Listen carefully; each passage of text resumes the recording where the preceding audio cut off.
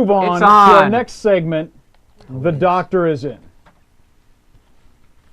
Ingrid is our resident expert on the actual medical terms that are going on here, the actual medical reasoning behind these injuries. She is a radiologist at UC San Francisco, right? Correct. And thank you very much for helping us out with this. We're going to start off the injury report with Michael Bush. Now, he broke his hand or his thumb and had screws put in 2 weeks ago. And all of a sudden, there are reports that he might actually start in week 1 on September 12th. That's a little surprising to me. I don't think that's going to happen, is it? Yeah, no, I agree with you. So his injury is actually called a Bennett's fracture, and it's one of the most common fractures of the thumb, and it's right at the base of the thumb. And it's an intra-articular fracture, meaning that it extended all the way from that bottom thumb bone into the joint space. So those fractures are pretty serious.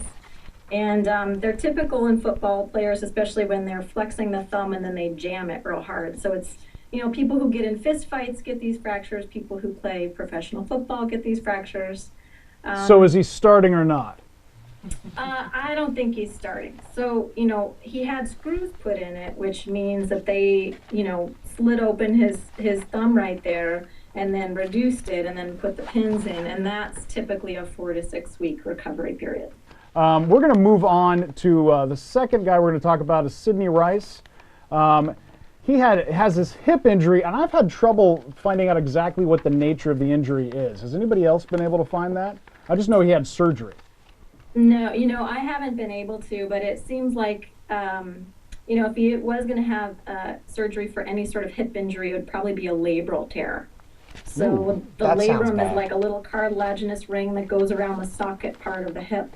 And professional athletes, football players included, from repetitive stress injuries can injure that.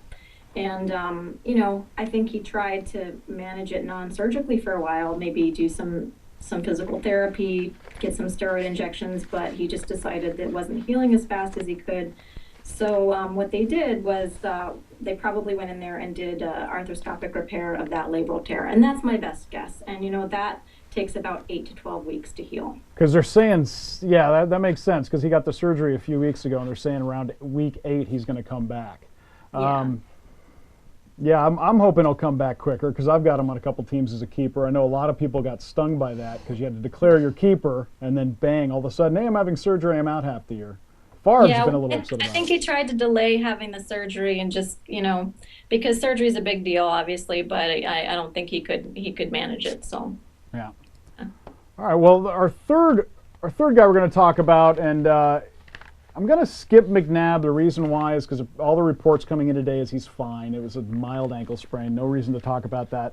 Wes Welker. Plus, he likes to wear boots. Yeah, he likes the big, thick boots, the Kiss-style boots. That's nice. Wes Welker. JJ. Little known fact. A hard-hitting factual fight on it. That was a JJ Tibbet. He found that out on Facebook. JJ Clavin with the fun facts. Wes Welker had an MCL and ACL tear at the end of last season and has made it what seems to be a miraculous recovery to start in week 1. Unbelievable. He had an every CL. Yeah. Every CL tear. Unbelievable. All of the CLs were just done. Done. It's amazing. All right, so he had an MCL and an ACL tear. So MCL is the medial collateral ligament. It's the ligament that runs in the inner part of the knee. And those are often associated with ACL or anterior cruciate ligament tears. If he had only had an MCL tear, it would take him about 6 weeks to recover. But since he has that associated ACL tear and probably had that repaired, it's going to take him about 4 to 6 months to recover, which, if he had his injury last season, in the middle of the season, sometime in the wintertime, he might be ready to play.